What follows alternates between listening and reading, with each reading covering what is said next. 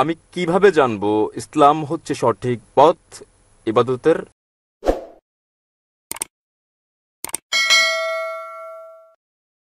আমার শ্রদ্ধেয় গুরুজনেরা এবং আমার প্রিয় ভাই বোনেরা, আপনাদের সকলকে স্বাগত জানাই ইসলামী সম্ভাষণে।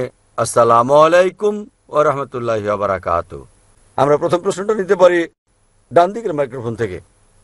ওকে, গুড ইভিনিং সবাইকে। আমার নাম কেলভিন এবং আমি একজন প্রহরী। আজ আমি এখানে এসেছি কারণ আমার 6টি সন্দেহ রয়েছে, যেগুলো আমি বিশ্বাস করি যদি আমি এগুলোর সঠিক জবাব পাই, আমি প্রস্তুত আছি ধর্মান্তরিত হতে এবং ইসলাম কবুল করতে।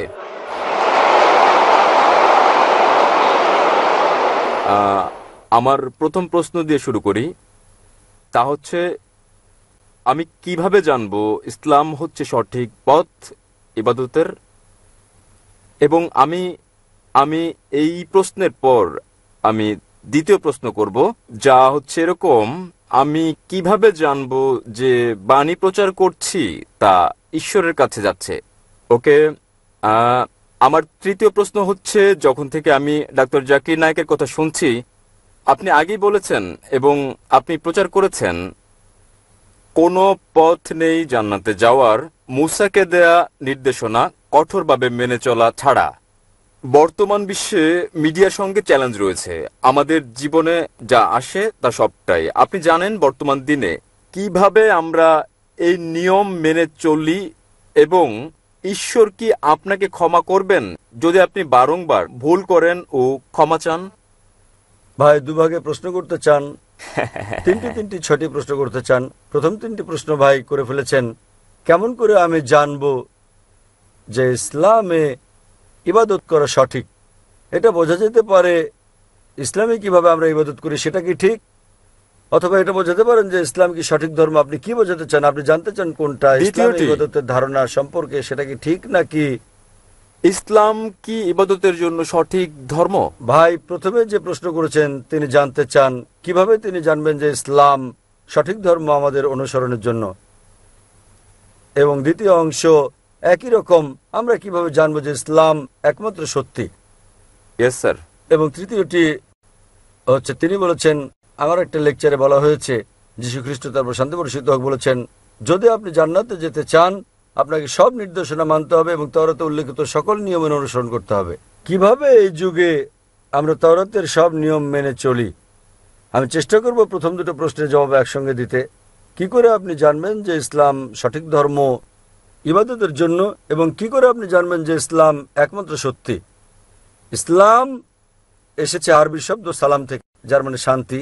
এটা আরও এসেছে আরবি শব্দ সিলম থেকে, যার মানে আল্লাহর কাছে নিজের ইচ্ছাকে সমর্পণ করা। ইসলাম মানে সর্বশক্তিমান ঈশ্বরের কাছে নিজের ইচ্ছাকে সমর্পণ করে শান্তি অর্জন করা। এবং কোন গ্রন্থের দাবি যে সেটা ঈশ্বরের বাণী, যে কোনো ধর্মকে প্রমাণ দিতে যে এটা সর্বশক্তিমান ঈশ্বরের কাছ থেকে এসেছে, এই ওহী, এই গ্রন্থ, এই ধর্মকে সময়ের পরীক্ষায় উত্তীর্ণ হতে হবে। অতীতে সেটা ছিল অলৌকিকতার যুগ এবং মহিমান্বিতকরণ হচ্ছে অলৌকিকের অলৌকিক। পরে আসলো সাহিত্য এবং কাব্যের যুগ।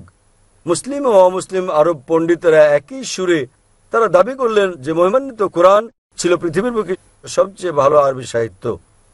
তবে বর্তমানে যদি কোনো ধর্মগ্রন্থ কাব্যিক ঢঙে বলে যে পৃথিবী সমতল, আধুনিক দুনিয়াকে তা গ্রহণ করবে? খুবই স্বাভাবিক না, কারণ বর্তমান হচ্ছে বিজ্ঞান ও প্রযুক্তির যুগ। তাহলে যদি আপনি এই পরীক্ষাটা করেন বিজ্ঞান ও প্রযুক্তির, বর্তমান সময়ে ধর্মগ্রন্থসমূহের যেগুলো আমাদের কাছে আছে, বিশ্বের বিভিন্ন ধর্মের সকল ধর্মগ্রন্থ পরীক্ষায় ফেল করেছে কোরআন ছাড়া। আর আমি একটা লেকচার দিয়েছি কোরআন ও আধুনিক বিজ্ঞান সাংঘর্ষিক নাকি সামঞ্জস্যপূর্ণ বিষয়ের উপর। আমার সময় এখানে হবে না প্রশ্নোত্তর পর্বে সম্পূর্ণ লেকচার দেওয়ার, তবে আমি উল্লেখ করতে চাই অ্যালবার্ট আইনস্টাইন বলেছেন, প্রখ্যাত বিজ্ঞানী ও নোবেল পুরস্কার বিজয়ী, যে ধর্ম ছাড়া বিজ্ঞান পঙ্গু এবং ধর্ম বিজ্ঞান ছাড়া অন্ধ। আমি আপনাদের মনে করিয়ে দিচ্ছি, মহিমান্বিত কোরআন কোনো বিজ্ঞানের গ্রন্থ নয় SCIENCE, বরং এটা একটা নিদর্শনের গ্রন্থ SIGNS, এবং এতে 6000-এর বেশি নিদর্শন রয়েছে। মহিমান্বিত কোরআনে ৬,০০০ বেশি আয়াত আছে, যার মধ্যে ১,০০০-এর বেশি আয়াত বিজ্ঞান নিয়ে বলেছে। যদি আপনি তুলনা করেন বৈজ্ঞানিক সত্যগুলো যা আমরা জানতে পেরেছি, আমরা দেখতে পাই যে বিজ্ঞান যা সম্প্রতি আবিষ্কার করেছে, হতে পারে ৫০ বছর আগে, ১০০ বছর আগে, ২০০ বছর আগে, ৪০০ বছর আগে, মহিমান্বিত কোরআন তা উল্লেখ করেছে ১৪০০ বছর আগে।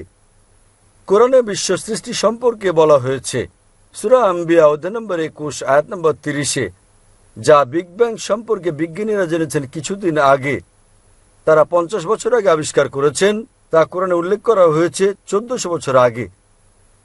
আমরা জেনেছি যে পৃথিবী বর্তুলাকার, যখন ১৫৭৭ সালে স্যার ফ্রান্সিস ড্রেক জাহাজে করে পৃথিবী ভ্রমণ করেন।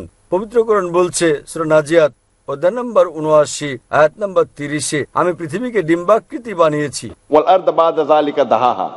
উট পাখির ডিমের কথা বলা হয়েছে এবং আমরা জানি উট পাখির ডিম ডিম্বাকৃতি হয়। আমরা আগে ভাবতাম যে চাঁদের আলো তার নিজস্ব আলো। সম্প্রতি জানতে পেরেছি ১০০ বছর আগে, ২০০ বছর আগে, ৩০০ বছর আগে, যে চাঁদের আলো প্রতিফলিত আলো তার নিজস্ব আলো নয়। এ কথা কোরআনে উল্লেখ করা হয়েছে ১৪০০ বছর আগে সূরা ফুরকান অধ্যায় নম্বর ২৫ আয়াত নম্বর ৬১-তে। তাহলে কে এসব তথ্য কোরআনে উল্লেখ করতে পারেন যা আমরা সম্প্রতি জানতে পেরেছি? আগে যখন আমি পড়তাম স্কুলে, আমি শিখেছিলাম যে সূর্য ঘুরে কিন্তু আবর্তিত হয় না এর নিজ অক্ষে। কোরআনে উল্লেখ আছে সূরা আম্বিয়া অধ্যায় ২১ আয়াত নম্বর ৩৩, সূর্য ঘোরার পাশাপাশি নিজ অক্ষে আবর্তনও করে। আজ বিজ্ঞান জানতে পেরেছে যে সূর্য ঘোরে, এছাড়াও নিজ অক্ষে আবর্তন করে, যা কোরআনে উল্লেখ করা হয়েছে ১৪০০ বছর আগে।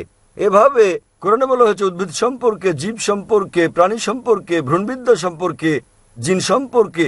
এসব আমরা সম্প্রতি জেনেছি বিজ্ঞানে ৫০ বছর আগে, ১০০ বছর আগে, ৩০০ বছর আগে, ৫০০ বছর আগে। তাই যদি আপনি আজ বিজ্ঞানের এই পরীক্ষা চালান সকল ধর্মগ্রন্থের উপর, কেবল যে ধর্মগ্রন্থটি এতে উত্তীর্ণ হবে সেটি হচ্ছে পবিত্র কোরআন।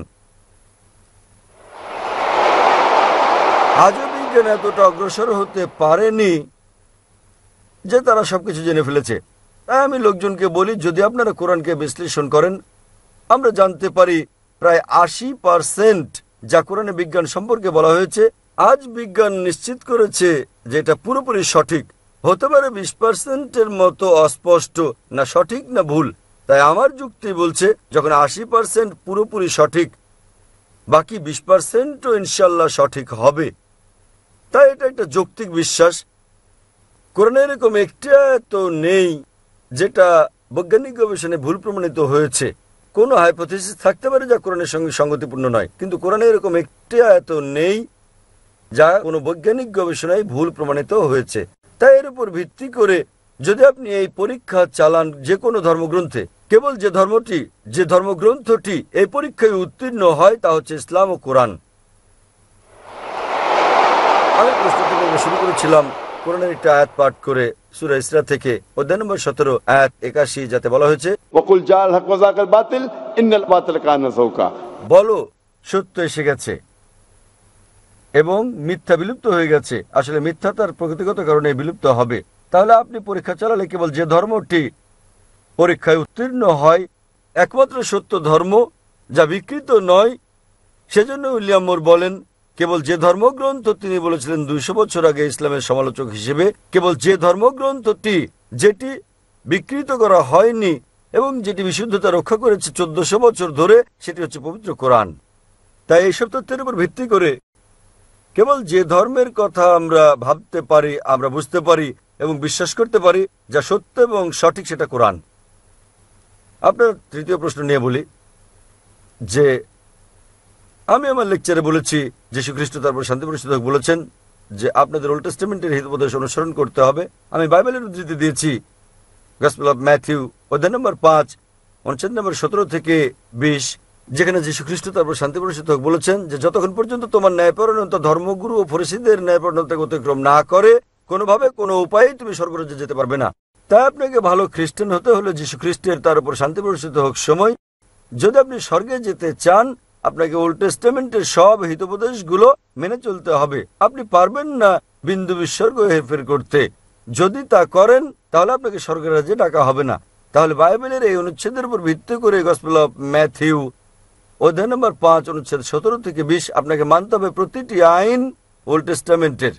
এবং আপনার প্রশ্নটা ছিল খুবই ভালো এবং অত্যন্ত যৌক্তিক। কিভাবে আমরা এই যুগে মানব ওল্ড টেস্টামেন্টের সবকিছু, যা খুবই কঠিন। আমি একমত আপনার সঙ্গে। সে কারণে যীশু খ্রিস্ট, তারপর শান্তি প্রতিষ্ঠিত হোক, আরো বলেন গসপেল অফ জন অধ্যায় নম্বর 16 অনুচ্ছেদ 12 থেকে 14, তিনি বলেন, তোমাদেরকে আমার অনেক কথা বলার আছে, কিন্তু এখন তোমরা তা সহ্য করতে পারবে না। যখন সত্যের আত্মা আসবেন, তিনি তোমাদের সত্যের দিকে নিয়ে যাবেন। তিনি নিজে থেকে কিছু বলবেন না, তিনি যা শুনবেন তাই বলবেন। তিনি আমাকে গৌরবান্বিত করবেন। এখানে যীশু খ্রিস্ট, তারপর শান্তি বর্ষিত হোক, ভবিষ্যৎবাণী করেছেন সর্বশেষ ও চূড়ান্ত পয়গম্বর, সর্বশেষ ও চূড়ান্ত নবী মুহাম্মদ সাল্লাল্লাহু আলাইহি সাল্লামের। অর্থাৎ যখন তিনি আসবেন, তিনি তোমাদের সব সত্যের দিকে নিয়ে যাবেন। তার মানে যীশু খ্রিস্ট, তারপর শান্তি বর্ষিত হোক, জানতেন বাইবেলে যা বর্ণিত আছে তা সবকিছু অনুসরণ করা যাবে না। পরবর্তীকালে হতে পারে কয়েক শতাব্দী পর, সেজন্য তিনি বলেছেন যখন সত্যের আত্মা আসবেন, তিনি তোমাদের সত্যের দিকে নিয়ে যাবেন। নবী মুহাম্মদ সাল্লাল্লাহু আলাইহি সাল্লাম সম্পর্কে বলেছেন। তাই শেষ সময়ে হতে পারে অনুসরণ করা সম্ভব ছিল উল্লেখিত বিধিনিষেধগুলো ওল্ড টেস্টামেন্টের এবং নিউ টেস্টামেন্টের।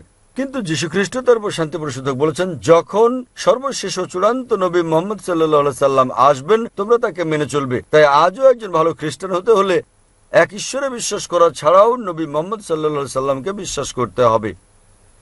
আশা করি উত্তরটা পেয়েছেন ভাই।